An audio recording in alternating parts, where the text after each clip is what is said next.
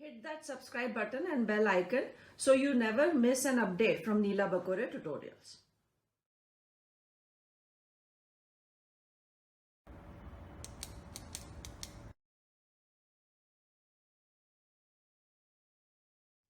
In this video, we'll talk about another group of algae, and that is commonly known as the brown algae, or the technical term which is given to this group is Phaeophyta, or it is also known as Phaeophyce. And as the name tells us that it is a group of brown algae, that means the predominant pigment is going to be brown pigment. So the pigments which are present includes chlorophyll A, chlorophyll C. These are the green pigments, and the brown pigment is Fucoxanthin. This is the brown pigment. And this is the predominant pigment because of which the color of the alga is brown. There are some important examples. We'll take those examples one by one. But when we have to discuss the structure, there are different brown algae which are giving or which are showing different types of arrangement, habitat, or the way they are found. For example, one brown alga which is called Laminaria remains attached to the substratum, and it remains attached to the substratum with the help of a cell which is called, or a part which is called holdfast, and the remaining part, it is in the form of a long structure in the middle which is known as the stipe, and around the stipe there is a green structure which is like the leafy structure. And we have drawn a diagram which is very small, but it can be up to 20 meters long, or it can be as long as any angiospermic plant. So they are very long structure, and brown algae, they are commonly known as kelps also. So whenever we hear the word kelps, we are basically talking about these brown algae. So laminaria, it remains attached with the substratum. So there are these parts, that is holdfast, stipe, and the leaf-like structure. Another example is Sargassum. Now Sargassum is free floating, and if it is a free floating brown alga, then this holdfast like structure is not there. These thread like brown algae, they are also very long, and they remain in a large surface area of sea. It can be spread in hectares of land equivalent of that sea area. And the area where we find the Sargassum is known as Sargasso Sea.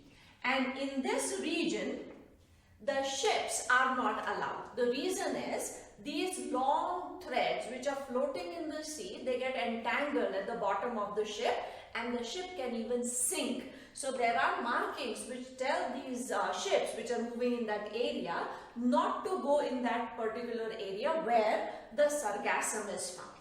There are two more examples, and this is one, second, third and fourth examples. We'll take these examples when we come to the method of reproduction. One is Fucus and other is Ectocarpus. So these are two more brown algae. Pigments we have already written. The cell wall in case of brown algae is made up of cellulose, and along with cellulose there is alginic acid. This alginic acid is also known as algin. It is a phycocolloid,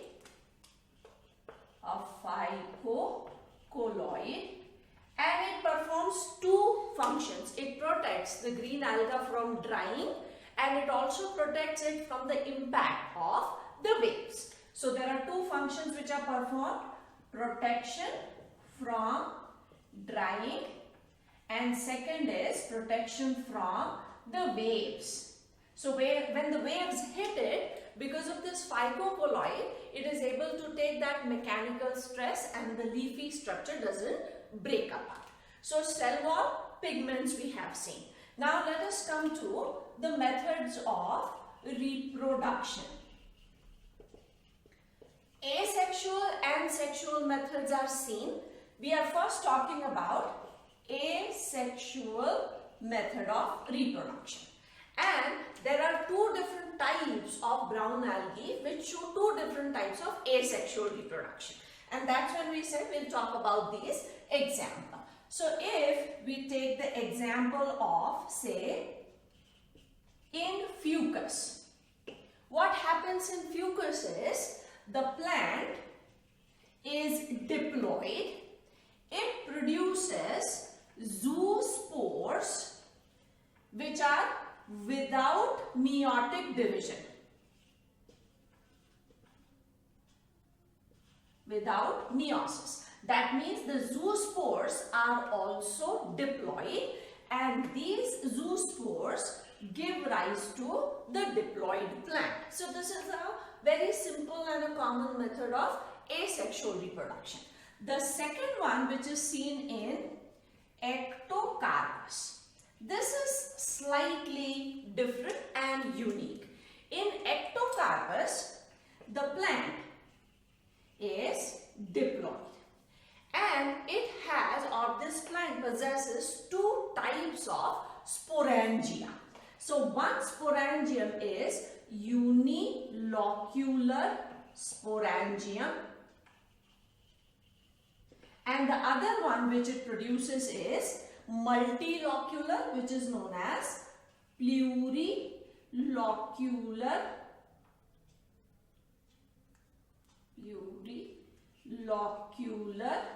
sporangium.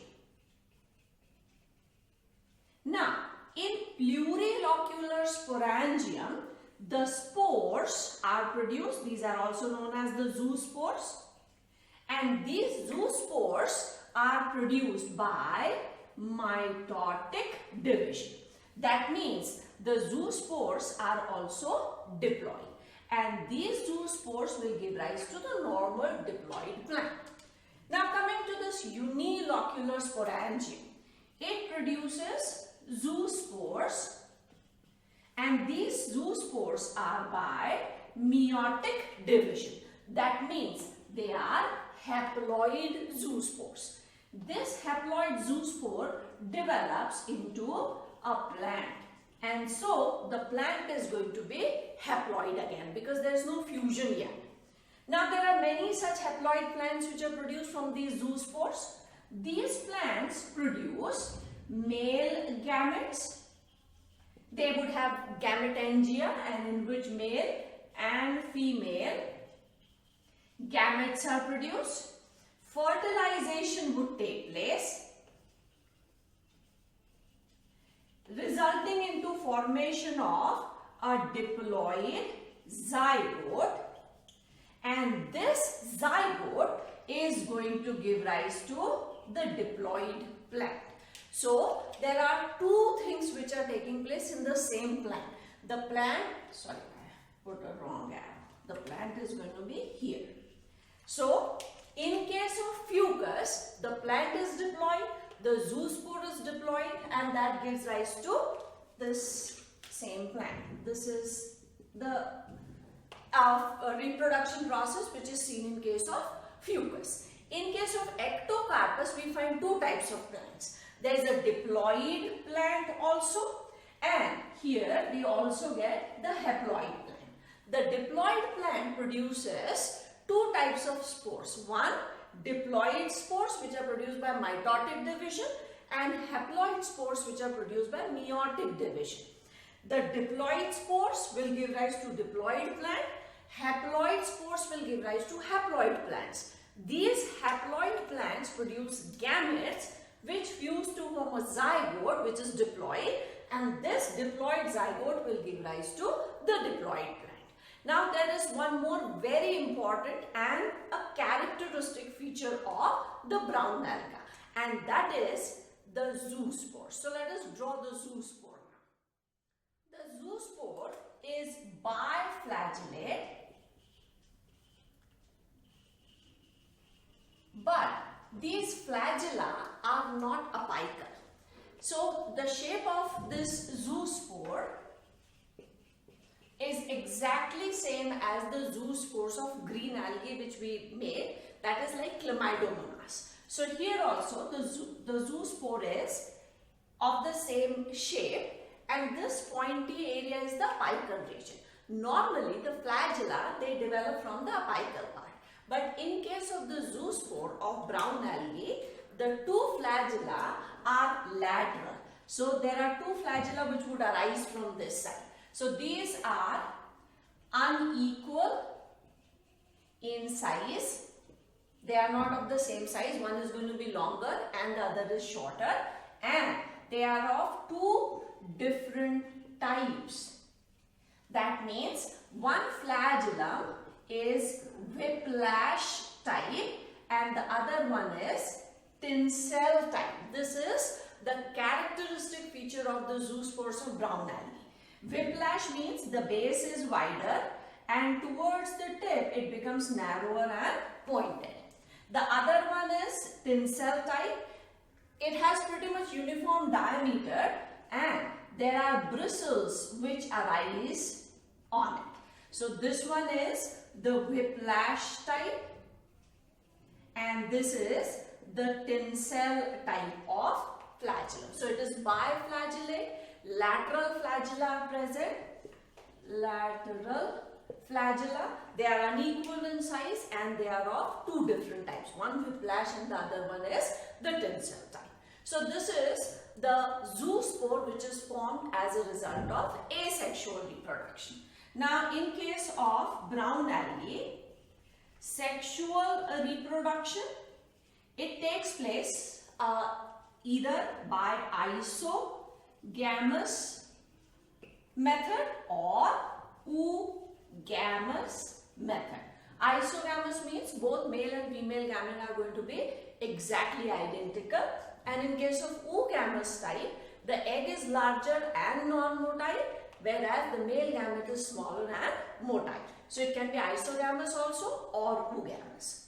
The substance, that is the alginic acid or algin, which is obtained on a commercial level, is extracted from Laminaria and it is used to provide smooth consistency to ice creams. So it is only for the smooth consistency, and that is where we use this alginic acid. So this is what is the economic importance, and the most important thing that we have to remember in case of brown algae is the zoospore, which is biflagellate, but the flagella are lateral.